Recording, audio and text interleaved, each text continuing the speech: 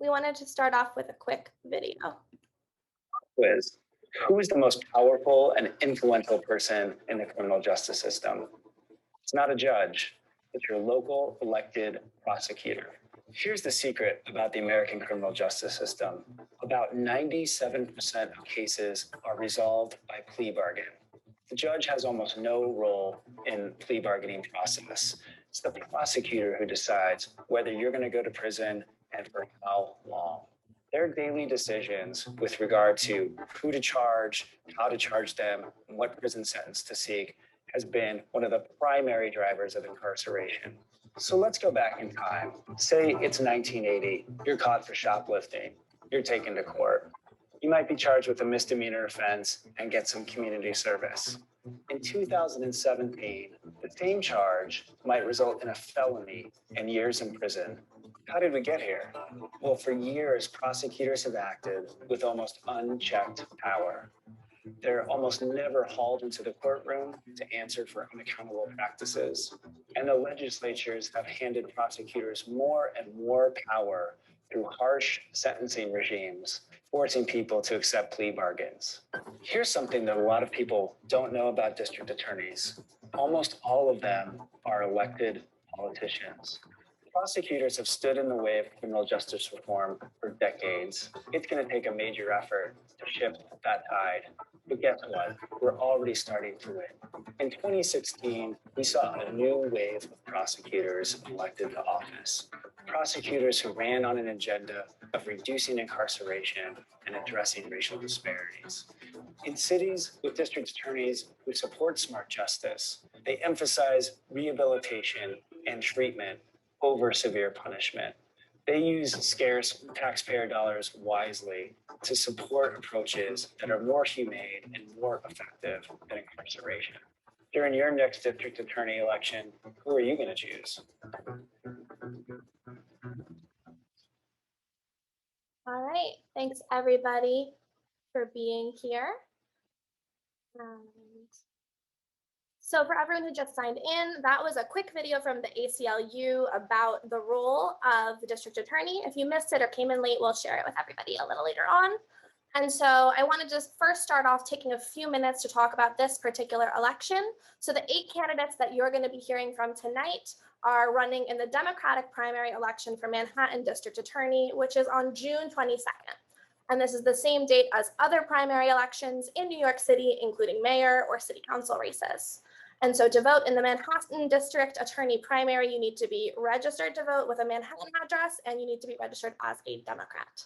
And the last important thing about this election is that it's not using ranked choice voting. So unlike the primary for mayor or any city council races where you can rank up to 5 candidates, for the DA primary, you're only going to be voting for 1 candidate. And so there's a couple of important dates for this election. The last day to register or change your registration is May 28th. And the last day or the day to vote in the primary is going to be June 22nd. And there is early voting in New York. So I think in the chat, there should be some more information for everybody about how to check your registration status and update it if you need to. So this debate is presented to you by the Students for Criminal Justice Reform within NYU Wagner's Graduate School of Public Service. Our goal is to encourage interdisciplinary dialogue that explores the intersections between criminal justice and other areas of public policy. We are so grateful you've come to join us tonight for this critical discussion about the future of prosecution in New York City. And Eliza and I, along with the rest of the Students for Criminal Justice Reform, would like to thank our co-sponsors and co-hosts for the event. We have NYU Wagner, the Prison Education Program, Blueprints for Progressive Change in Juvenile Justice, NYU's Cross-Cutting Initiative on Inequality, the Center for Race, Inequality, and the Law at NYU Law, Evolving Justice at Silver School of Social Work, Urban Initiative at Wagner, and the Institute of Human Development and Social Change. It is now my distinct honor to introduce our moderator for the evening, who is Khalil A. Cumberbatch. Khalil is a nationally recognized formerly incarcerated advocate for criminal justice and deportation policy change. His advocacy work began in 2010, shortly after his release from serving almost 7 years in the New York State prison system. Khalil currently serves as the Director of Strategic Partnerships on the Council for Criminal Justice. Most recently, he served as Chief Strategist at New Yorkers United for Justice. Prior to working at New Yorkers United for Justice, he served as Associate Vice President of Policy at the Fortune Society, a reentry organization whose goal is to build people and not prisons. Khalil is also a lecturer at Columbia University School of Social Work, the nation's oldest school of social work, with roots extending back to 1898. Khalil graduated from CUNY Herbert Lehman College's MSW program in May 2014, where he was awarded the Urban Justice Award for his work with underserved and marginalized communities that are negatively impacted by mass incarceration and other ineffective social safety nets. In December 2014, Khalil was one of 2 recipients to receive an executive pardon from New York State Governor Andrew Cuomo to prevent his deportation from the United States. Thank you, Eliza, for that very generous introduction. And thank you, Helena, and to the students at SCJR for pulling together this event. As Eliza mentioned, as a formerly incarcerated, longtime New Yorker, I've unfortunately seen the power and reach that a district attorney's office can wield. In 2003, at the age of 20 years old, I was at the mercy of the court and an assistant district attorney operating under the guidance of the then district attorney of Manhattan. Unfortunately, it was a mercy that I would never receive. I was sentenced to 11 years of imprisonment as a quote unquote first-time felony offender. I believe wholeheartedly that my experience and path would have been different had there been an equitable and just approach given to my case. Since then, we've seen the rise of the progressive prosecutor and a wave of candidates who run on platforms seeking to right-size a system that has operated in damaging ways. That is why we are gathering here this evening, to listen to candidates who say they are here to deliver a system which will be labeled as fair, equitable, and just. That is why I look forward to tonight's debate and learning more about the candidates as well as their plans if elected. I should say I have been tasked with the role of staunch moderator. We have a jam-packed agenda and questions, and that will require us to be succinct and expeditious in our response and remarks. 2 terms that I know don't lend well to a campaign. However, tonight I must ask our candidates for your strict adherence to the allotted times given. With that said, let's discuss very briefly some housekeeping items before we launch into our debate. Unfortunately, Ms. Ibuchi has another commitment at 7 p.m., so she will be on with us until then, and then at which point she will peel off. 2, we want to take a moment to acknowledge the harm that the criminal justice system causes, and that some of these topics might be difficult or triggering, and we encourage everyone to take care of yourselves however you need to. 3, we will start with 1-minute introductions for each candidate, and then we will move on to questions in groups of varying sizes. Given our time constraint, each candidate will not be allowed to answer every question. Each candidate will have 1 minute to answer questions that have been posed to them. And the questions are a combination of those who were submitted during registration process, along with the organizers at SCJR and our other co-sponsors.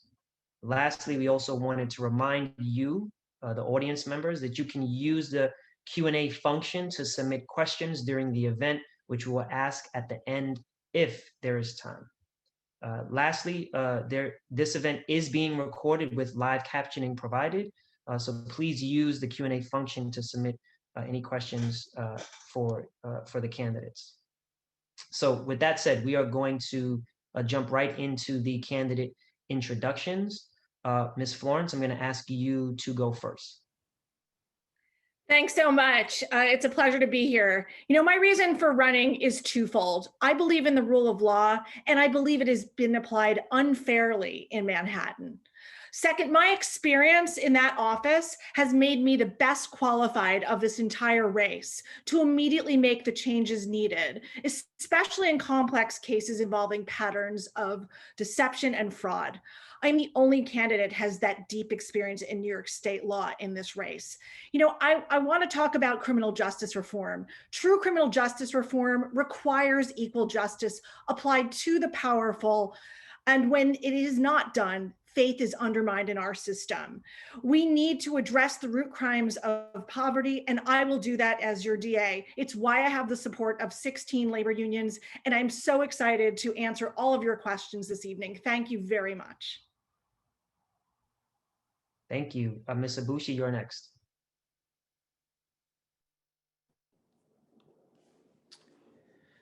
Okay, well, good evening, everyone. My name is Tahani Ibushi. I'm a civil rights attorney, and I'm running to transform this office away from a place that has torn down and targeted communities of color to one that uplifts and invests in them while also holding the powerful and privileged accountable. You see, for me, the fight for criminal justice reform, it's not just a job. It's definitely not a stepping stone in my career. It's my life's work. And it's because when I was a kid, my father was sentenced to 22 years in prison. And overnight, my mother became a single parent to 10 children. And there was a moment in the courtroom when the judge finally asked the question that was on my mind the whole time. He asked the prosecutor, "What are you going to do with all these kids?" And without hesitating, she said, "They're not my problem." And she kept it moving. That's the moment the system became my problem. And it inspired me to become an attorney, and not just any lawyer, but a lawyer that came back to the community to stood by families like mine and fight to balance the scales of justice. And that's what I've dedicated my entire career to, fighting against some of the most abusive practices, whether it's police violence, sexual assaults, discrimination, or racism. And that's the fight that I'm going to take to the Manhattan DA's office and make it transparent and accountable to the public. Thank you. Mr. Court? Thank you, Khalil, and thank you for inviting me to speak tonight at this debate. I think the ACLU video set a good context for our debate tonight. In the video, it said prosecutors have stood in the way of criminal justice reform for decades. For those who disagree with this premise or that premise, there are 5 prosecutors to choose from in this race. But for those who agree with that premise, I think I'm best suited amongst the 3 non-prosecutors in this race to actually achieve criminal justice reform, take our criminal legal system and actually achieve reform. I've been a practicing attorney for 23 years, both civil and some criminal defense work. But it is my record in the legislature, not simply on the rhetoric of reform, but actually achieving decarceration. And I look forward during the course of the debate of talking about exactly my experience and how that will translate the rhetoric of reform to more and actual justice in the DA's office. Thank you. Ms. Lang? Thank you. As a national criminal justice reform leader and a former assistant district attorney, I know that the role of the district attorney encompasses far more than prosecution alone, but it requires deep engagement with communities and prioritizing prevention and rehabilitation and recognizing the harms the system has caused and addressing structural racism and misogyny. It's why I created a first of its kind college and prison program to bring assistant district attorneys inside New York State's prisons to work on justice reform alongside incarcerated New Yorkers. And it's why my campaign is driven by the people who are most impacted by the system and is endorsed by people who are most impacted and those who are leading the charge to reform. It includes women who've lost loved ones to police violence, who have experienced terrible sexual violence, directly impacted community members, and progressive prosecutors, many of whom were identified in the opening video, including Marilyn Mosby, Kim Gardner, Sherry Boston, Scott Colomb, and just today, Mark Dupree, because they know that I am the candidate who will bring safety, equity, and dignity to our criminal justice system. Thank you. Ms. Crotty?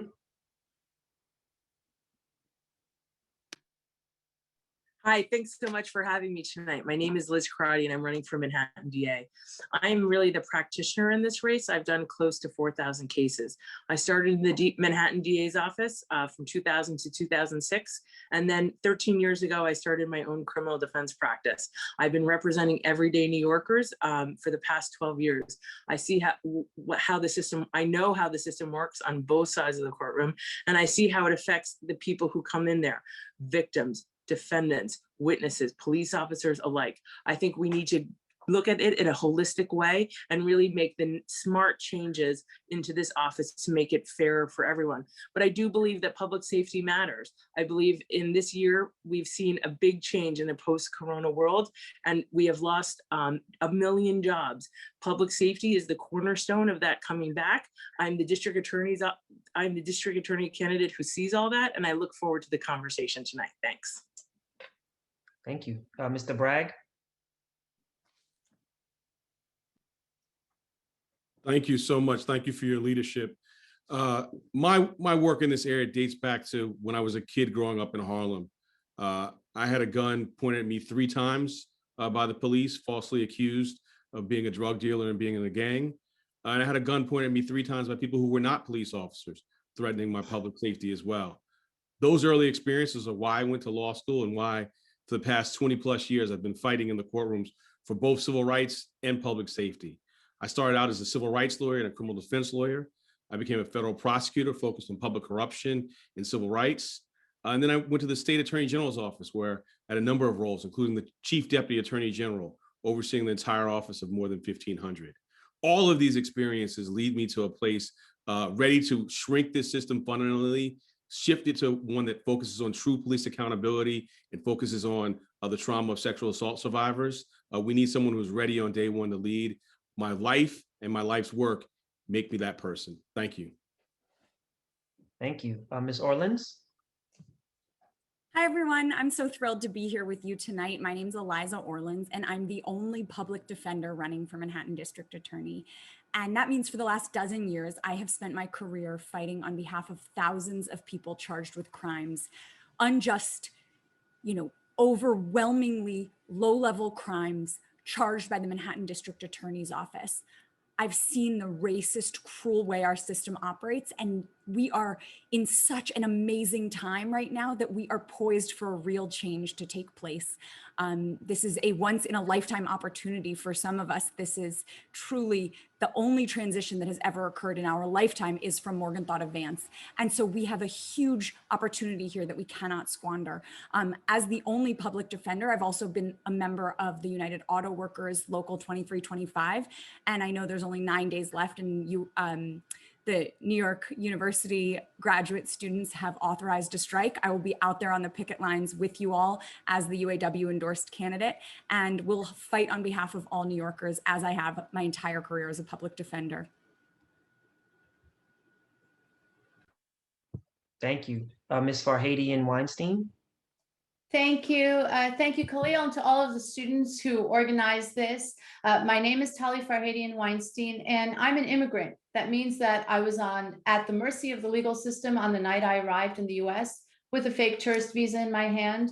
And from the decade that my family spent litigating our asylum claim, I know what it's like to be in the hands of a system that is mysterious, moves slowly, seems unfair, and doesn't see your humanity when so much is at stake. I have made my career about trying to make sense of the American legal system, to improve it, and to take the reins.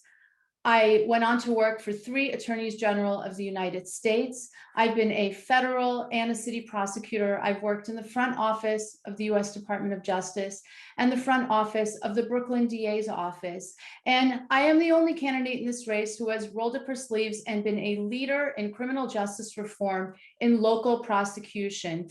I spent the last 2 years in the Brooklyn DA's office doing a lot of the work that I think we are going to talk about tonight, dismantling parts of the office, shrinking safely, building out new parts of the office, taking on post-conviction justice.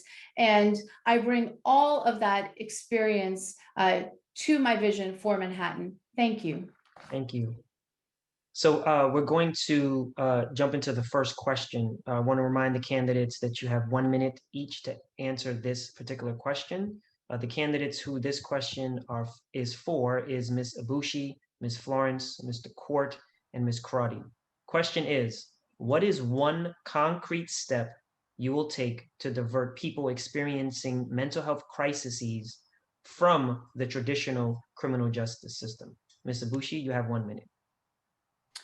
When I first came out with my policies, one of the things I focused on was to scrap the Early Case Assessment Bureau and establish an arrest review unit, with a presumption of declining as many cases as possible, especially those resulting from social inequities. And this is going to be where we can decline cases stemming from mental illness and instead rely on community-based organizations that can actually get people help instead of us just making bad situations worse. And as somebody that has taken on the NYPD pretty much my entire career, everyone is lumped into what's called EDPs, emotionally disturbed persons. And those conditions and circumstances are exacerbated because you can't train officers to be social workers or those who are experts in the mental health field. And so instead of trying to make them those experts, let's take this issue out of their hands, out of the district attorney's office, and into the hands of experts like some of our community-based organizations to actually address these root causes and ensure consistent quality and long-term care. Thank you, Ms. Florence. 1 minute. Yeah, mental health issues can arise in all sorts of situations, not simply low-level cases or crimes of poverty. They can happen all over the place. And that's why it's really important to have an experienced person who understands that mental health issues are going to arise in different scenarios. So yes, of course, when it comes to crimes of poverty, we are going to immediately look and see if that is a part of why this person is in that situation. But more pertinently, when you think about things like violent crimes, very recently, in just the last few months, there was a horrific killing on the A train with a man who had been experiencing mental health issues. And this was not the first interaction he'd had with the criminal justice system. It was the fourth. And if we had been asking the questions that had arisen, that had caused this man to have these issues involving domestic violence and low-level assault, we may well have prevented it. So for me, it's about making sure that mental health is part and parcel of every single case, and we ask the questions and we sentence them accordingly. Thank you. Mr. Court, 1 minute. Two things, Khalil. First, decline to prosecute various misdemeanors that are indicative of mental health issues. The better result is to use the office social workers to liaison with the not-for-profit providers that provide mental health services through the city budget, rather than with the footprint of the courtroom as the backdrop. Secondly, complete reversal of Cy Vance's current rule about demanding that someone plead to the top count, mostly on felony cases, before they provide mental health services. There are effective not-for-profit providers that the DA's office works for, Cases, which has a wellness center on 125th Street that does excellent work. But Vance's office extorts a guilty plea, further criminalizes a person before they provide mental health services. I will reverse that policy, extend out long adjournment dates, and do the thing that practitioners will tell you is the most important thing. Do not break that continuum of treatment of mental health services before you demand the person's return to the courtroom. That's what I'll do. Thank you. Ms. Crotty? Yeah, I disagree with Mr. Court because when they, as a practitioner in the race, when you have a case, when they make you plead to the charge, that is only while you're in treatment. And when you are in mental health treatment court, upon completion of the program, they dismiss the indictment outright. So I do think that that clarification has to be made. We have to look at mental health treatment. There has to be, as a practitioner who's brought people into mental health treatment and represented people in mental health treatment court, there has to be a misdemeanor mental health treatment court. There has to be a way that people get brought in to see a judge and that the judge can mandate that they stay in treatment. If people are staying in treatment and they do not commit crimes, then I think the case should be ultimately dismissed. But there has to be some sort of leverage over people to stay accountable to their mental health needs, and that if the district, if it becomes involved with a criminal case, then the criminal case has to, and the criminal justice system has to step in. They have to provide that the treatment they get the treatment that they need. Thank you. The next question is for Ms. Orleans, Mr. Bragg, Ms. Farhadian-Weinstein, and Ms. Lang. The NYU Public Safety Lab published recent analysis that found prosecuting nonviolent misdemeanors increases the likelihood of future arrests. What is your stance on declining to prosecute low-level misdemeanors? Ms. Orleans, 1 minute. I'm so glad that you asked this question. It's so important. And I have a very detailed decline to prosecute policy on my website. But like the ACLU video at the beginning of this mentioned, now we are seeing a trend of electing prosecutors who are declining to prosecute some of these low-level offenses. And so we've seen the longitudinal studies that exist, such as the one out of Suffolk County, Massachusetts, which actually show that the non-prosecution of these low-level offenses results in a decrease in crime rates, results in a lowering of recidivism rates. And so it's incredibly important that we have a district attorney like me, who's spent my career as a public defender, who's seen the way in which these low-level crimes that get over-prosecuted and that people get over-policed for, and it destroys families and lives, that we decline to prosecute those cases, because it really does result in keeping families together, in allowing people to remain at work, to remain in their homes, to be able to pay their rent and support their families. And we must undo all of these harms that prosecutors have perpetrated for so long. Thank you. Mr. Bragg? Several years ago, I was sitting in my home at 5 a.m. with my daughter was a toddler, and NYPD banged on my door to effect an arrest warrant for my relative who had lived with me, who had been incarcerated, for an open bottle. That's ridiculous. And I can tell you from my personal experience, the disruption in the routines of my family, the routines of my loved one who was incarcerated on a minor offense. And I know this from growing up, just the dislocation. So I've got a robust declination policy on my website. And in addition, for things that we are not going to decline, but we're going to prosecute in terms of bringing a case, we're going to divert them without ever having someone step into the court. Everything that's DAT eligible, desk appearance ticket eligible, we're going to divert and make programs available so folks don't have to go to court. Because as we all know, well, as many of us know, the process of going to court is punishment in of itself in terms of childcare, education, job time lost. So that's going to be a priority for us as well. Thank you. Ms. Farhadian Weinstein? Thank you. That was such an important study, and it confirmed so much of the work that we did in Brooklyn that is responsive to this very idea, because our North Star is public safety. So of course we should not be bringing cases that make communities less safe rather than more safe. And Khalil, we deployed 3 strategies to address what you asked about. First of all, outright declinations, either in entire categories of cases or in individual cases. Then diversions. So a case is technically prosecuted, but the touches with the criminal justice system are very light. And we worked hard to create models in Brooklyn where there were off ramps as early as possible. So for example, a diversion program called CLEAR, where at the first appearance at arraignment, if you're struggling with a chemical addiction, you would be diverted to treatment. And then I do think it's really important to have a third strategy, better supervision of charges that are particularly sensitive, including resisting arrest and obstructing government administration, to make sure that the gatekeepers into the criminal justice system are using the judgment to make sure we're not sending people in to the system in a way that does not promote public safety. Thank you. And Ms. Lang? It's a great study and really aligns with the mental health and substance misuse policy that I set forth on my website, having built it alongside a council of directly impacted community members and faith leaders who have identified for many years, well before this study, that reality actually is true. I'm so thrilled to have the support of State's Attorney Marilyn Mosby in Baltimore, who just last week announced that she intends to decline to prosecute substance possession for personal use. And I intend to do exactly that. It's important to bear in mind, though, that in some instances where people are suffering, pre-arraignment diversion can provide an opportunity for service delivery. So I'm committed to working alongside public health officials, the Department of Health and Mental Hygiene, the Department of Homeless Services, and others to take advantage of that opportunity when people are suffering, to make sure that people get the resources they need without being charged. Thank you. This next question is for Ms. Crotty, Ms. Lang, Ms. Farhadian Weinstein, and Ms. Florence. This is a question from one of our co-sponsors at Blueprints for Progressive Change in Juvenile Justice.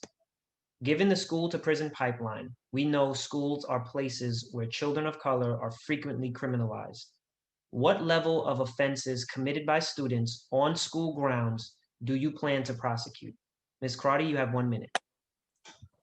Well, I always say this in all these cases. I think you have to listen to the facts of each and every case. With Raise the Age, we're now all cases with children get diverted to family court up to 16, 17 years old.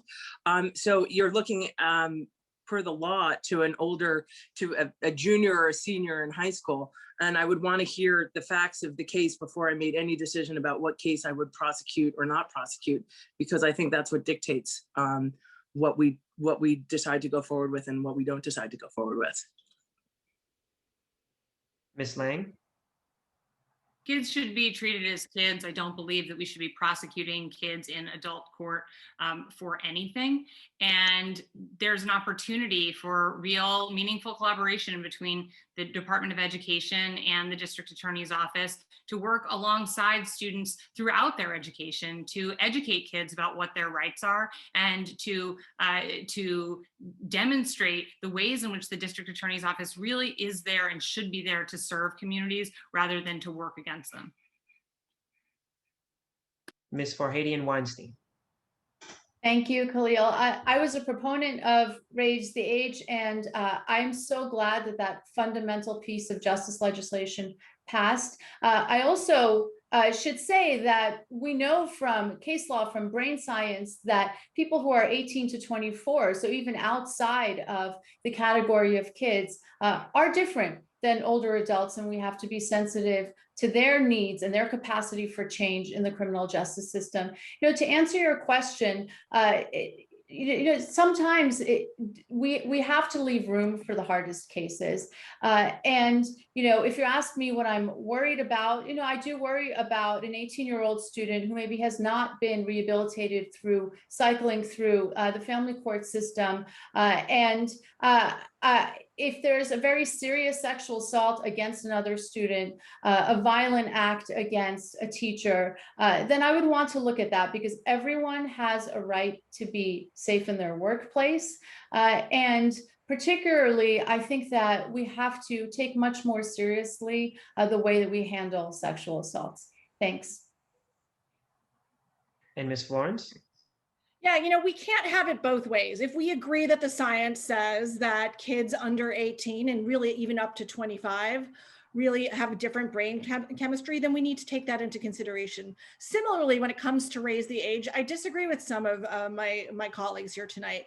In fact, it has not been a default where it's just over and it's 16 and above is now out of the hands. In fact, what's happening at the District Attorney's Office, I've seen it, is that there's a discretionary time between 16 and 18, and the office consistently is testing the limits of those cases. They oppose them almost by rote, and they see how far the judge will rule against or for it. We can't do that. We have to be honest and go back to what the research and science says. If we believe that kids below 18 shouldn't be in the criminal justice system, then we have to adhere to that policy with very rare exceptions. And that would have to be something really outside the bounds that I could even think of here. I agree you have to look fact specific, but let's be honest, it has to be about the science. 18 and under does not belong in Supreme Court. It belongs in family court, pure and simple.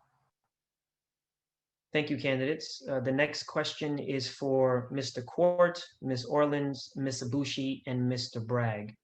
Given that each of you have strong visions for progressive change in the DA's office and the historical issues around vote splitting in races with multiple progressive candidates, would you be willing to drop out and consolidate around one progressive frontrunner? Mr. Court, 1 minute. Certainly so. If Alvin and Eliza and Tahani want to drop out right now and endorse me, I will fully accept their endorsement and run as the progressive candidate. So I'm certainly willing to entertain that fact. But to answer your question, having someone different than Cy Vance, a true progressive in this office, is the most important thing. Remember, in 2009, Cy Vance told the world he was a progressive. So that's one of my fundamental beliefs in this race. And it's no disrespect to the prosecutors, who I do respect as lawyers, but to get that reform, to actually execute on that reform, we're going to have to choose a non-prosecutor. And I think my record in the legislature and in the courtroom demonstrates that amongst the non-prosecutors, I'm the right person to lead that office in that direction. Ms. Orleans? I would also gladly accept Mr. Court's endorsement today, but I think that the answer is going to be no for all of us. If I had to guess, I think, you know, we're all fighting for real change, and certainly as the only public defender in this race, I think I bring a very important perspective to exactly the nuanced changes that we also desperately want to see, but what it would take to implement them. And someone who has not spent their entire career in the criminal courthouse fighting on behalf of the human beings who understand not just, oh, we need to end a trial tax or we need to end a hearing penalty, but actually what it would take to do so and how they would implement that, and showing an understanding of how those courts operate and knowing the players involved, you know, I think puts me in quite a unique perspective. And, you know, I think that as the only grassroots candidate in this race, you know, I'm extremely proud to have the support of so many thousands and thousands of people. And so not only am I the most progressive, but also the only grassroots candidate in this race. So would be grateful for all the viewers' support. And I'm not in fact concerned with, you know, the phenomenon that you mentioned. Thank you. Ms. Abushi? Yeah, you know, I jumped into this race not because I was pursuing to be the most left or the most progressive. Although we have been endorsed by the most progressive organizations than any other candidate here. And we have a strong record of not only being grassroots, but being impacted community-led. For me, when we talk about progressive values, right, what we're really talking about is for the impacted community, issues that our communities have been fighting for a very long time before it was ever popular to say out loud. I mean, there are people who knew me my whole life and had no idea my father was incarcerated until I announced to run. And I would get these calls and texts like, wow, Tahani, we had no idea. My response is, well, what did you want me to say to you? That's the perspective that has always been missing from the race. And yeah, Vance ran as a progressive, but he wasn't one of us. And for decades, this office has catered to the powerful and privileged in this city. And I'm running to represent the rest of us, because that's what this moment is about, is to have somebody that has walked in the shoes of people impacted by this office, that is going to be fearless in the face of power, especially the NYPD, and just do the right thing for us already. Thank you. And Mr. Bragg? Look, I look at this job in three buckets: lived experience, case making, and management. Lived experience, I'm the only one who's lived his entire life in a deeply impacted neighborhood. Harlem is the most impacted neighborhood, and I've got the support of the folks who've represented this part of the island, and I won't name them all because there's so many of them. Whether it's having a relative, you know, re-enter, live with me, whether it's me being stopped and frisked, whether it's having had a semi-automatic weapon pointed at me, I've lived it. In cases, what other folks are talking about doing, I've actually done. I prosecuted a landlord who harassed tenants. I've done wage theft cases. I've done police accountability cases. So what folks want to do in public service, I've done. And the third is management. Somebody's got to get this done. I've overseen an entire office of more than 1,500 and managed a massive budget. So we got to look at deliverables, someone who's lived it, someone who's done the kind of cases that we're presented with, and someone who's managed a large office like this to deliver true reform. Thank you. So we will now move into the section of the debate where we will ask candidates individual questions, starting with you, Ms. Lang. While under DA Cyrus Vance, you rose from an assistant district attorney to leading the office's sponsored Institution for Innovation in Prosecution at the John Jay College of Criminal Justice. Given his checkered track record, what is a concrete step you will take to differentiate yourself from DA Vance? 1 minute, please. From the day I launched this campaign, I had a stated commitment to equal access so that there will be no more backroom meetings, no matter who someone is or who their attorney may be, that the outstanding legal aid attorneys of this city will have the same access to senior leadership as the fanciest defense lawyers there are, because Time and time again, we saw coming out of that office that decisions were made behind closed doors that undermined the integrity of the system. I'll also distinguish myself by building a survivor-informed sex crimes bureau that invests comprehensive full-time resources into a sex crimes unit that prioritizes and elevates the voices of survivors. I've also committed to the creation of a role of a prosecutorial ombudsman so that there is a transparent process for reporting any allegations of prosecutorial misconduct, which will not be tolerated under my administration. And those are just a few of the ways that I distinguish myself from the incumbent. Thank you. Next question is for Ms. Farhadian Weinstein. One of the most important roles of the Manhattan DA is prosecuting financial crimes, particularly on Wall Street. There is growing concern about the amount of donations your campaign has received from those in the financial sector. How can you be impartial in prosecuting financial crimes given these major funders of your campaign? 1 minute, please. Khalil, thank you for the question. And let me just say off the top that I've done this work. I've prosecuted complex financial matters, tax evasion, economic sanctions violations, theft.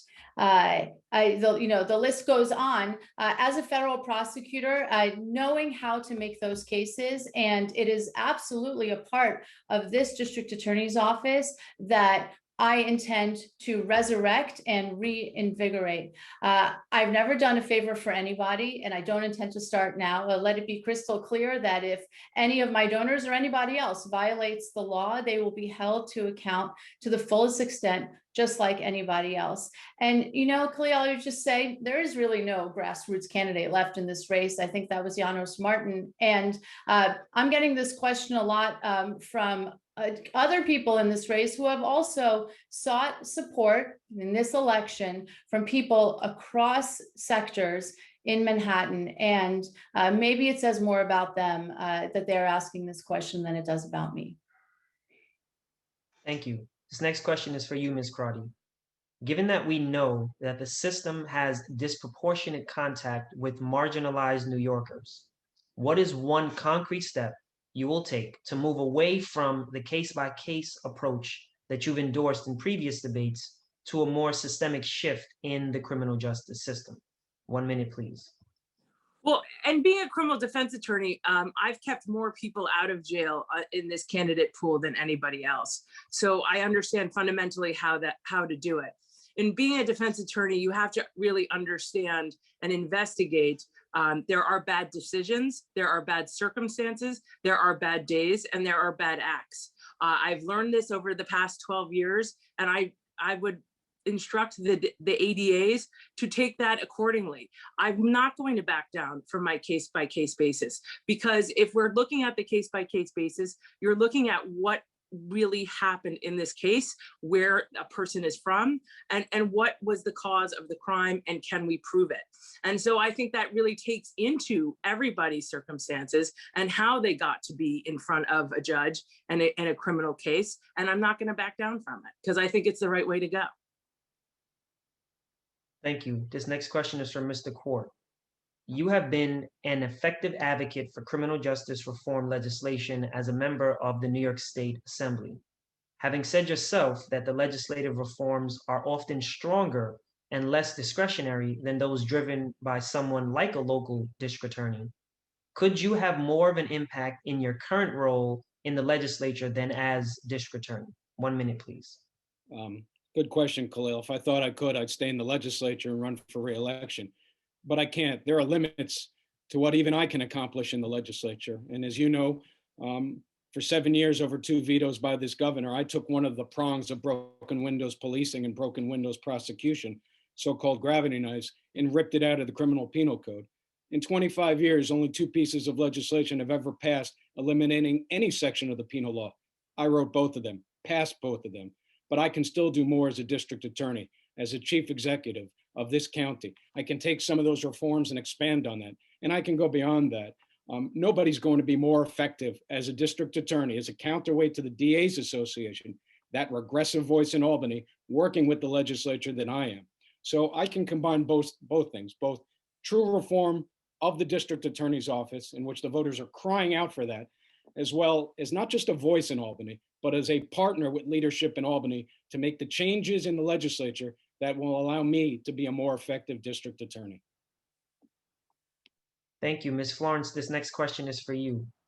There is a major push for more open discovery practices, where prosecutors turn over evidence to defense attorneys prior to plea or trial. After nearly 25 years and as an assistant district attorney in the Manhattan District Attorney's Office, you resigned last year amid allegations that you had withheld such evidence. You have since taken full responsibility for this, but why should voters trust you, if elected, to implement open discovery practices? 1 minute, please. Thank you, Khalil. You know, as I said in my opening, I have always taken on powerful attorneys and powerful people on behalf of regular, ordinary New Yorkers, like immigrants, tenants, and workers. And in Cy Vance's office, it was real tough because I was an outsider. I was going up against powerful defense attorneys, especially ones that were former assistants who were given preferential treatment, lucrative corporate monitorships, and better deals. And that's one of the reasons, frankly, that they're still coming after me, even in the press. But if you want to talk about criminal justice reform, it's about leveling the playing field, and they're scared of that. And part of how this comes about is that they took away my resources when I was doing just one of those cases. It was an extremely complicated, document-heavy case. And I made a mistake, which in hindsight, frankly, was inevitable given the resources that were then taken away. So I have done this work. I have done the work on behalf of regular New Yorkers for 25 years. And you can look at my record and also my record on open discovery. I did this my entire career, and look at the totality and the fact that I did take responsibility. I have never shirked away, and that's what I'll do as DA. Thank you. Ms. Ibushi, this next question is for you. You have been outspoken about your father's experience with the criminal justice system and the impact that it had on you and your family growing up. Given that the Manhattan DA's office has historically closely worked with the NYPD and other law enforcement entities to prosecute crimes, how do you plan to establish a working relationship with law enforcement? 1 minute, please. Thank you for that important question, Khalil. And a lot of the reform we're going to make happen in the DA's office is going to happen with that interaction between civilians and law enforcement. I've dedicated my career to holding officers accountable, whether it's through discipline, termination, or having them prosecuted for their misconduct. And it's going to be no different when I'm Manhattan District Attorney. It's important to understand that we might work with them, but we don't work for them. And the priority is the public. And we're going to do that in two ways. First, in our arrest review unit, we're going to synthesize data that analyzes that very interaction, including what the history of that officer is, especially in any civil lawsuits. And we're going to take that data and make it publicly available and use this office as a bully pulpit to make changes and to align with our advocates on the ground. That's how I was able to change their policies, especially within the patrol guide as a civil rights attorney, to identify these abusive policies and practices and then fight to change them. And so I'm very experienced in making that systemic cultural change. That's what's going to be required of the district attorney's office. And at the end of the day, we have that discretion. We have that resource. It is our office, and we must be independent from the NYPD. Thank you, Ms. Orleans. This next question is for you. Many progressives are critical of the concept of a quote unquote progressive prosecutor. A prosecutor's job necessarily involves securing convictions that lead to incarceration and could be a driver of mass incarceration. As the only public defender in the race, are you perpetuating the very system that you have fought against if elected? 1 minute, please. Thanks for these really tough questions this round.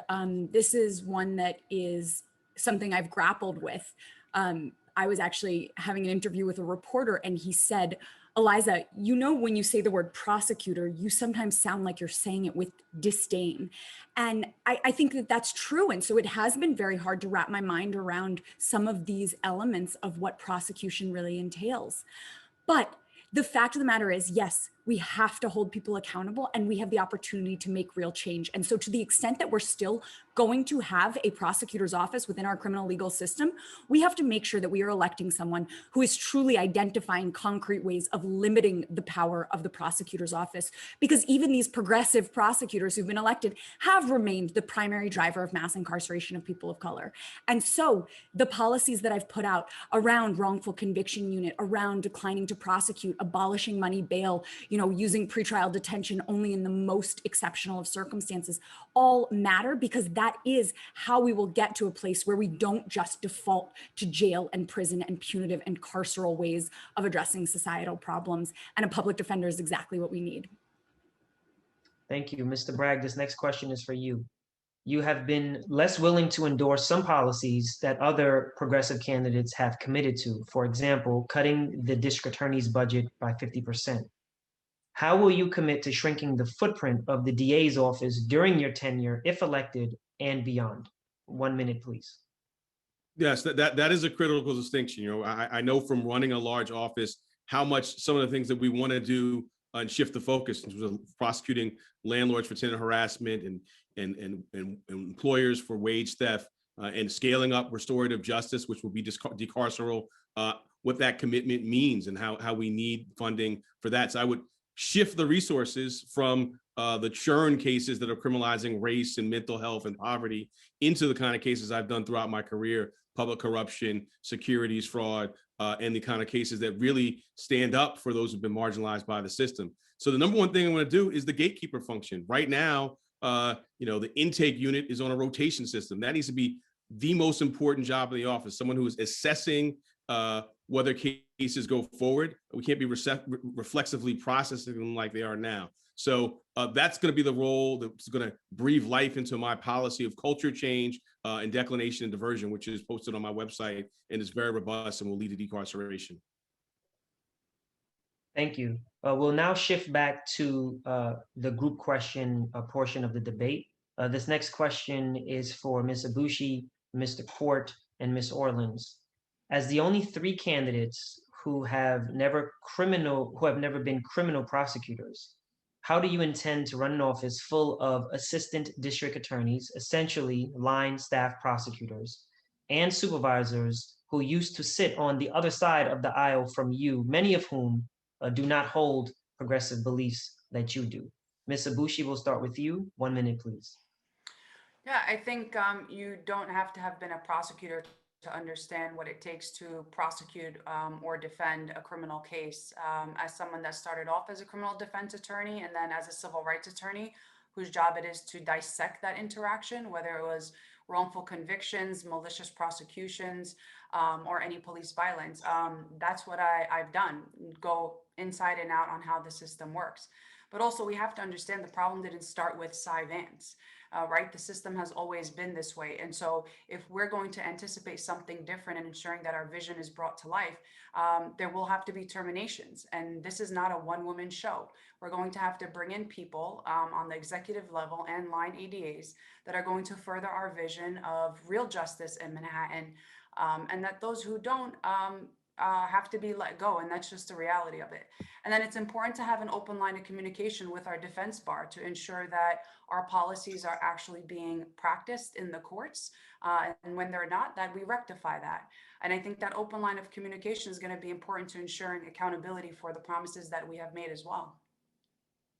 Thank you. Mr. Court, 1 minute. Winning this primary will be a cakewalk as compared to changing the culture and the office of the Manhattan District Attorney's Office. My being different and having different values than Cy Vance is not enough. What it'll take is significant change over long periods of time in 3 very specific areas: recruitment, retention, and changes that go well beyond the leadership team in this office. I've set forth detailed plans how I will recruit differently, that we could have both diversity and excellence. And I'll have a pipeline with New York City law school deans as to get New York City kids to become young assistant district attorneys. Give me that 28, 29-year-old who's working during the day and going to law school at night, who grew up in Manhattan. That's the young person I want serving. Secondly, so many of the ADAs leave after year 3 because they can't afford to continue to be ADAs.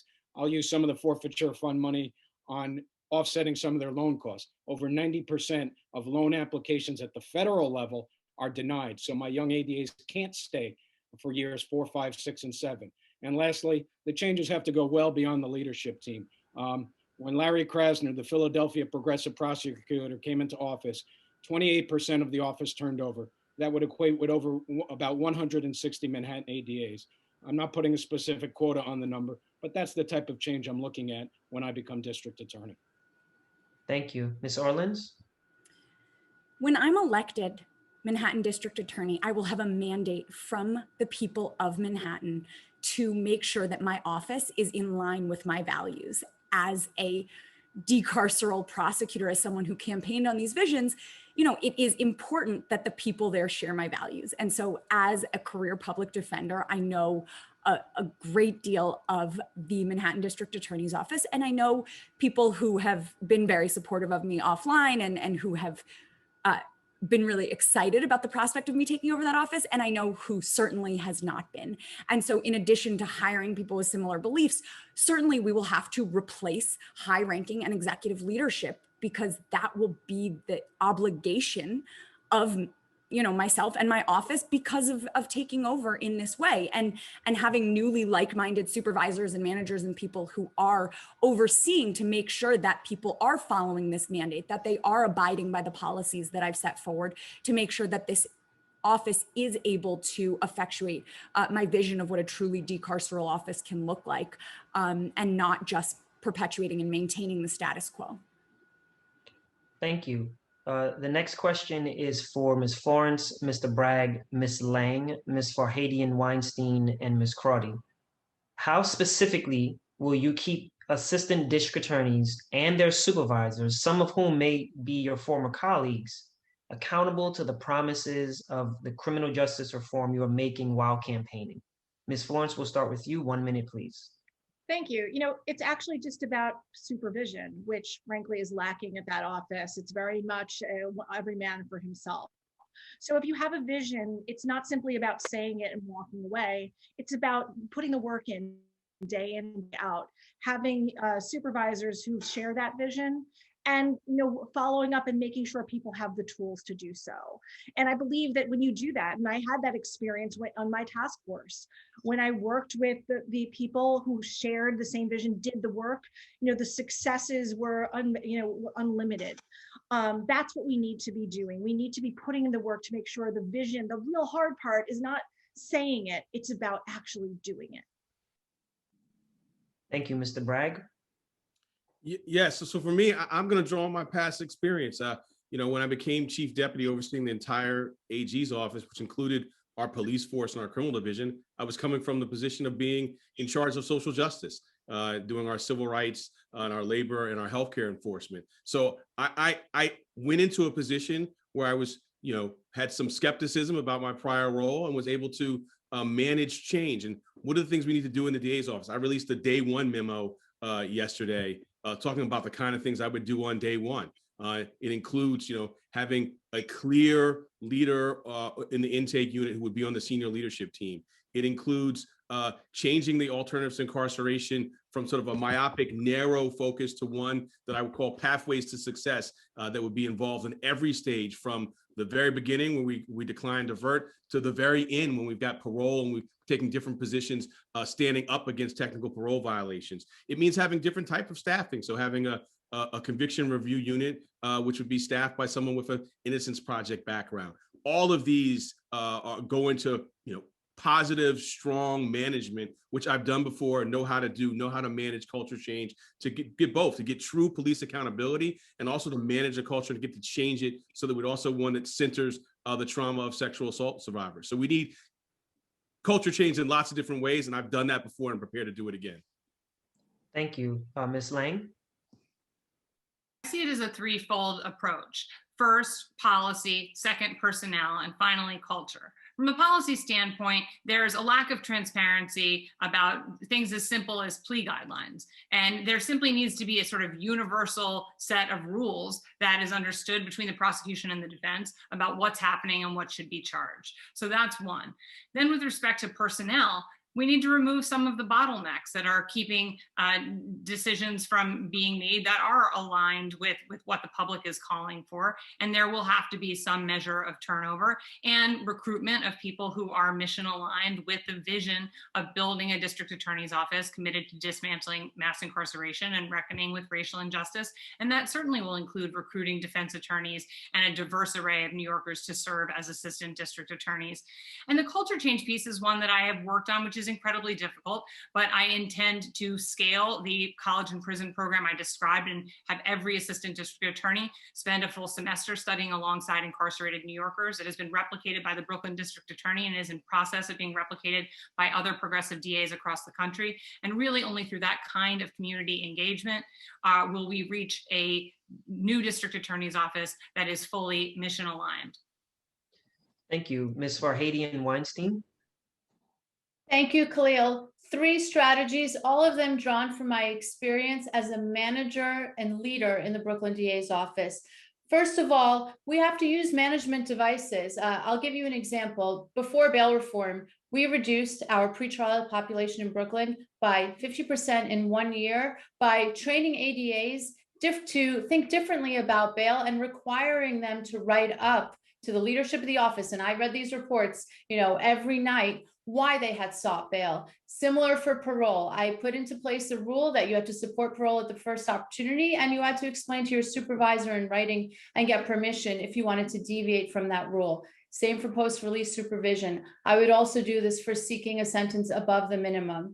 Second, you have to really make sure that you are bringing people into the conversation about the values, about workshopping the cases, to make sure that you're not just imposing a vision top down, but really integrating it. And finally, we have to evaluate ADAs differently. And we did this in Brooklyn. Conviction rates are not a measure of success. This is not a duel. This is a search for truth and justice, and how you treat everyone in the system, the quality of your legal arguments, whether you abided by policies like discovery. All of these things are the bases on which ADAs will be promoted and valued and elevated. Their salaries will go up. Again, these are management devices, and the granularity of that is important. Thanks. Thank you. Ms. Crotty? Yeah, it comes down to leadership. I have been in the office for 6 years, and I've been a defense attorney for the past 12. So I know the kind of ADA that I was. Mr. Morgenthau, who was my boss, he was really good at setting a tone of doing the right thing and letting the talent within the office rise. Also, we had discretion on all of our cases to do the right thing. And now, as a defense attorney for the past 13 years, I've seen discretion go out the door. People cannot make their decisions on their case without talking to a supervisor who knows nothing about the case. And I think we really need to clean up the practices of how the district attorney's office runs and the autonomy we give to assistants. I think we need to give more autonomy to assistants to really investigate their cases and really do the right thing on each and every case. And if that is to dismiss the case, then they should be allowed to dismiss the case because they have investigated and they know that that is the right thing to do. This comes from a tone of leadership at the top, hiring the best, smartest people that we can, thoughtful from the community, diverse backgrounds, and really letting them do their jobs as the young lawyers that they are, usually when they start, to be thoughtful, engaging, objective, looking at the facts of each case, and then giving them the proper discretion to do what they think is right, because that's that is why we are hiring them. And that's the kind of district attorney's office that I would lead. Thank you. So we will now move into a question that is for all candidates. Ms. Farhadian Weinstein, you will be up first. Before I ask the question, I just want to thank the candidates so far for keeping us on track and being succinct in your answers. Please continue to do so.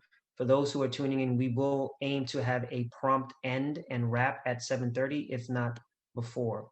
So the question is, 4 days ago, Dante Wright was killed by police in Minnesota, the most recent in a centuries-long history of police targeting Black citizens. How will you approach instances of NYPD police brutality, particularly on occasions where the NYPD commissioner or the mayor deny the occurrence of said brutality, as has unfortunately frequently happened in the past? Ms. Farhadian Weinstein, 1 minute. Khalil, thank you. And let me just say off the bat, the commissioner or the mayor don't get to decide what the facts are. We operate completely apart from them, and it is our independent responsibility to hold every single person accountable for their acts of violence, including police brutality. So no matter who they are, what uniform they wear, what power they yield. And in the Brooklyn DA's office, I built and supervised the Law Enforcement Accountability Bureau, a standalone bureau to do just that, to hold the police accountable for the kinds of things that you have described. And also, I want to say, this was a priority for me to also prosecute some of the things that get swept under the rug, like lying under oath, tampering with evidence, because that's also of a piece with the degradation of trust in the criminal justice system. The idea that the police can do one thing and everybody else can do something else. And I bring all of those commitments to the Manhattan DA's office. Thanks. Thank you. Mr. Bragg? Look, this is why I went to law school. I mean, I started talking about those early gunpoint stops by the NYPD. I've dedicated my career to this as a young lawyer. My first significant case was suing the state police for excessive force. They assaulted my clients, members of the Onondaga Nation, for having a peaceful and religious protest. As a federal prosecutor, I prosecuted an FBI agent for lying. And then I headed this work up at the New York State Attorney General's office, prosecuting a police officer and prosecuting a sitting district attorney. This is an essential issue. And let's be clear, it's related to public safety, because without community trust, we cannot have public safety. So I bring all of that experience to this. I may be the only candidate in the history of this office running for DA while actually actively suing the mayor and the police, representing Ms. Eric Garner's mother, Ms. Carr, in a police accountability case. I'll be in court next week opposing the city, suing the mayor, opposing the mayor. So I bring all of that experience to DA's office. We'll follow the facts. I've done what I've done throughout my entire career, which is be independent, show resolve, and hold those in power accountable. Thank you. Ms. Orleans? Thanks for this question. And I want to start out by saying, I'm obviously just gutted, just so devastated over another life lost, and this is Dante Wright, is just the latest, and we're seeing so many of these police killings, and this isn't continuing to happen just despite a lack of exposure. It's happening in spite of it. This is something that now has become so prevalent that, I've seen these two systems of justice my entire career as a public defender. And, I'm grateful that we're coming to a point in our country's history where people are actually being forced to reckon with this and to have these conversations about how accountability needs to happen. But it needs to happen, and it's so long overdue. And, it's just devastating to see the way in which this just continues and continues and continues. And I've spent my career cross-examining police officers, looking through their paperwork, holding them accountable for the various lies that they've told under oath or illegal stops or brutalizations of my clients as a public defender, and would certainly continue to do so with a robust police accountability unit as district attorney. Thank you. Ms. Florence? There's no one in this race who stood up to power consistently using the criminal law as I have. And there's no one more powerful, frankly, in the criminal justice system than police. And what's happened to, Dante Wright and George Floyd and Breonna Taylor, these aren't new. This isn't just more happening now. It's always been happening, but because of social media and perhaps the pandemic, suddenly everyone sees it. But everyone knows it's been happening all along. And part of the reason for that is because of this lack of accountability. So my approach is simple. We cannot wait for the cases to come to us. We can't wait for Twitter to make us aware. We need to leave our offices. We need to partner with the CCRB. We need to partner with community-based organizations. We need to find out about the cases, and we need to do accountability. If it's criminal cases, absolutely, we're going to bring them. If they're not a criminal case, if it's not possible, we're going to look and see if there's a loophole. Some of my colleagues in the race have done this work. They've looked into the cases, but they haven't actually gotten success. And to me, that means there's something wrong with the law. You don't have 93 people dying at the hands of the police with no accountability. There needs to be changes. You need a DA who not only understands how to do the cases, but will actually partner with legislators to change the law. I've done that in my career, and that's what I'll do as DA. Thank you, Ms. Crotty. Yeah, I mean, when anybody gets killed, you have to investigate every case. And if it's at the hands of a police officer, then you have to investigate that case and hold police officers accountable.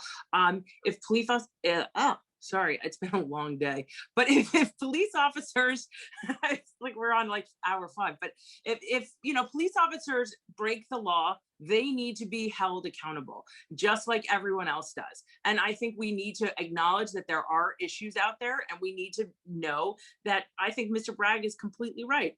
Public trust is paramount to this job, and we're all running on that on one degree or another. I think police accountability comes into public trust 100%, and holding everyone who commits a crime accountable is what we need to be doing. And that's the district attorney's office I think we all want to lead for, where police are held accountable when they break the law.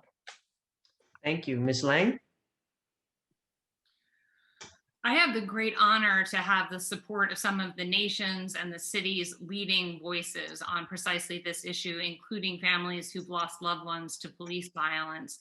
And alongside these incredible advocates, I built a plan for police accountability that's set forth on my website. But what it includes is, within a new and robust public corruption unit, vesting full-time staff with the authority to investigate police misconduct and brutality. And of course, that means bringing all the resources to bear when there are any suggestions of violence, but it also includes tracking adverse credibility findings to make sure that police officers aren't being called to the stand when they have found not to be believable by a judge in another courtroom.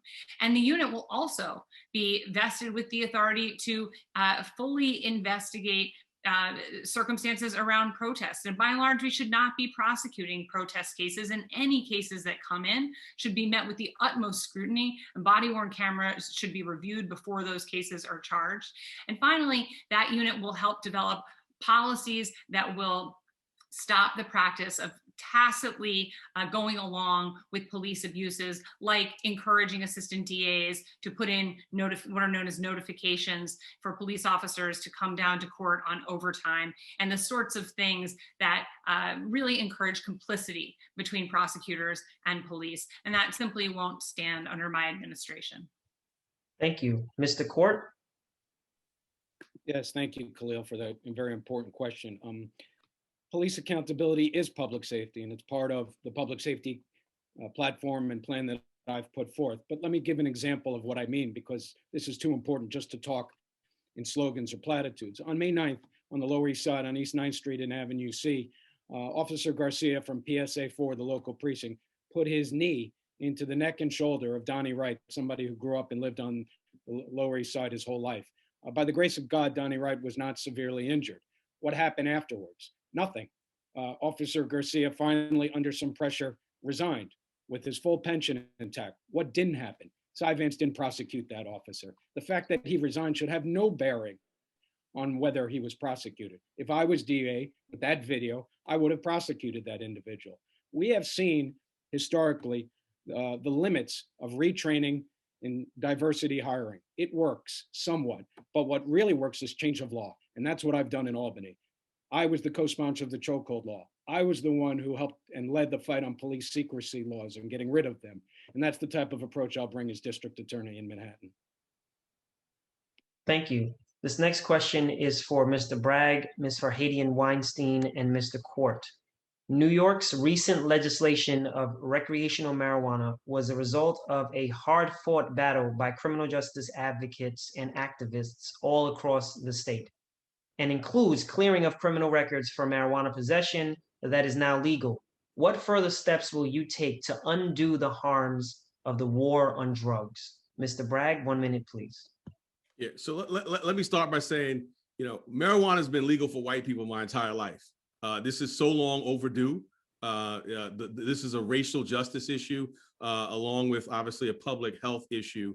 So I'm happy to see this change. I think we need lots of a blanket ceiling sealing endeavors by the DA's office.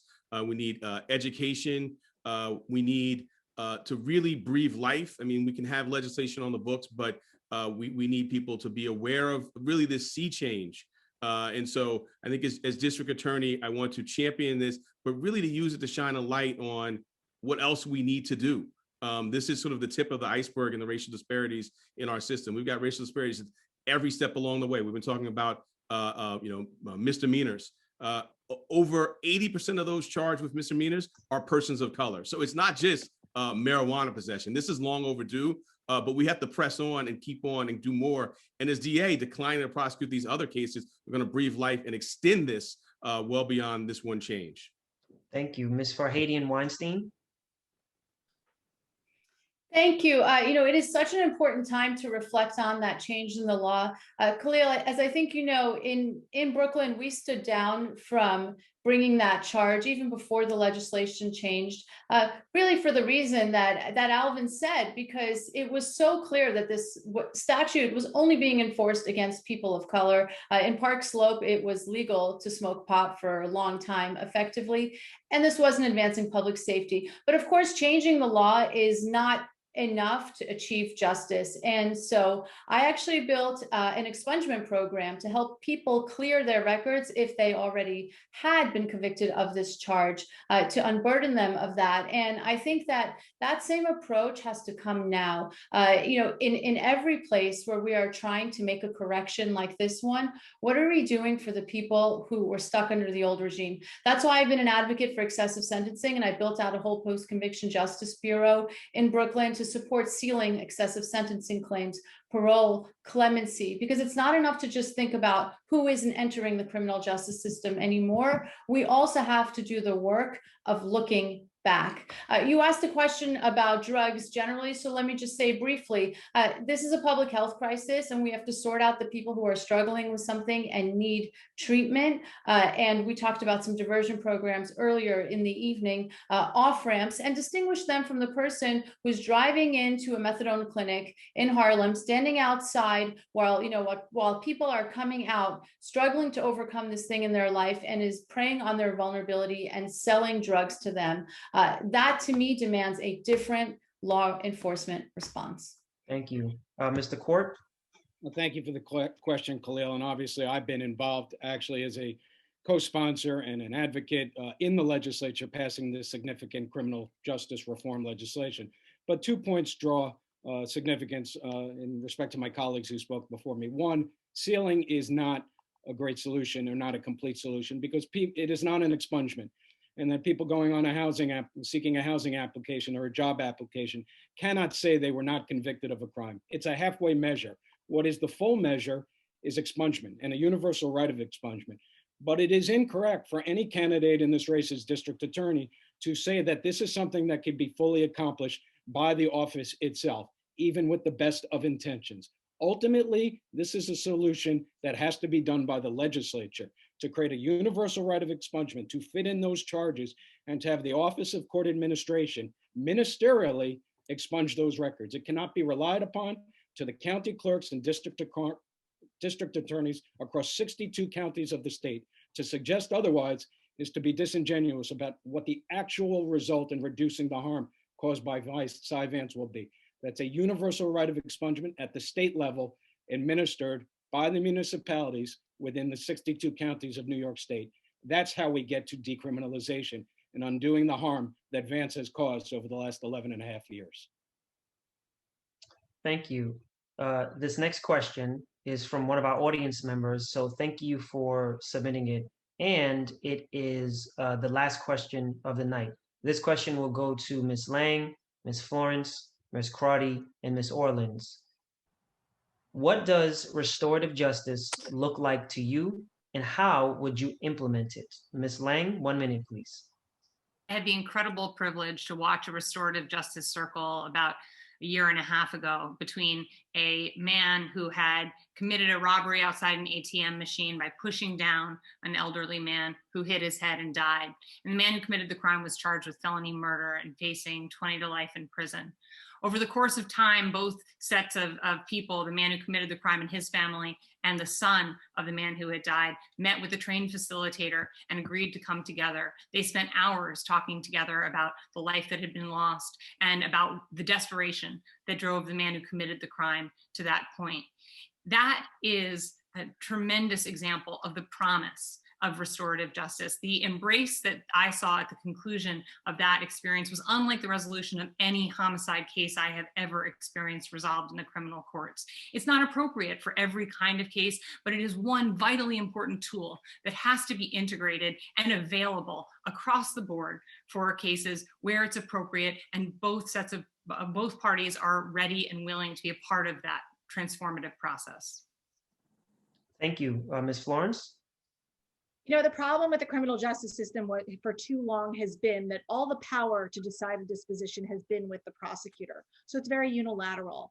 So restorative justice is one of those options, and it can be used appropriately, but it cannot be unilaterally decided by a prosecutor, which I think frankly happened in some of these cases. And I'm not sure about the case that Ms. Lang talks about, but I can tell you that I worry with restorative justice that is imposing it upon victims. And I think it's very essential that we make sure in every single case that we are taking into consideration both the survivor and the accused and crafting those dispositions. If restorative justice is appropriate in a case, we need to not be doing it casually or happenstance and ad hocly. We need to actually use the experts, use the established programs that have started in California and have them come and do it, not do it casually in our office because it's trendy. That's how I see restorative justice. It is part of our toolbox, but it needs to be truly inclusive and reflective of the harm, and also make sure that it truly restores both sides, not simply one side of the case. Thank you. Ms. Crotty? Yeah, I am a trained mediator, so I have done mediation, and I have done restorative justice in a case where I was the defense attorney. Part and parcel of restorative justice is the defendant admitting that they had done something wrong. Without that, you can't really use restorative justice because it falls on deaf ears. To Ms. Florence's point, yes, the victim is really also very much involved in this and has to be on board with restorative justice. So it's a very, as I like to say, a case-by-case basis where you can listen to the victim and understand. You know, I have a domestic violence sex crimes bureau that has to be staffed by social workers and mediators, because I think these cases sometimes when the parties are known to each other lend themselves to it. And what we really need to make sure is that the victim is ready for this and willing for this and in a place where that is the best result for them, as well as a teaching moment for the defendant. So it really comes down to each case-by-case basis. Thank you. Ms. Orleans? Thanks to the audience member who submitted a question about restorative justice. This is so, so critical. And it has been far too often an ignored thing within the Manhattan District Attorney's Office. Ms. Lang references, I think, maybe the only example that we can all think of that is a time when the Manhattan DA's office actually opted for this. And, you know, an amazing organization called Common Justice, run by Danielle Sarid, operates in the Bronx and in Brooklyn. And when victims of violent crimes are offered the opportunity to opt in to restorative justice practices, 90% of the time they do. And as a public defender, I far too often was the person who was the first call for the victim of a crime. And that person, even if they'd had a harm perpetrated against them, felt that the Manhattan District Attorney's Office would not listen to them, would not hear them, would not help them, and help them actually repair the harm and the trauma that had been done. And we know that, you know, victims and perpetrators of crimes are not two separate and distinct categories. There's a huge overlap there, which I know from my experience. And so we must be implementing restorative justice wherever possible. Thank you. That brings us to the conclusion of our question portion and the end of this debate. I want to thank all of the candidates for your candor, for giving us straightforward answers, and for making sure that you kept to that 1 minute time allotment given to you, because it will allow us to now end very promptly at 7:30. Before we jump off, I just want to acknowledge that Eliza and Helena are on the screen. So I will turn it over to them for some closing remarks. We wanted to say thank you all so much for coming. Hopefully this was helpful to folks who were in the audience. We're going to follow up to everyone who registered with some emails and follow-up information on the recording of the event. And thank you to all the candidates for your time and for how much thought you put into all of your responses, and indeed how timely you were. Everyone gets back 3 minutes of their evening. And I would be remiss without ending without thanking our incredible moderator, Khalil, who has put so much time and effort into getting all of this together and into organizing this amazing crowd. So thank you so much, Khalil, for all of your efforts. Thank you. And I would be remiss if I didn't acknowledge that these two extremely talented and hardworking young women did this while doing a full graduate student load at one of the most hardest schools to be in. So I want to thank you and the other students at SCJR for giving us a very powerful program and making sure that our questions were as straightforward and hard-hitting as they could be to our candidates. So thank you all for joining.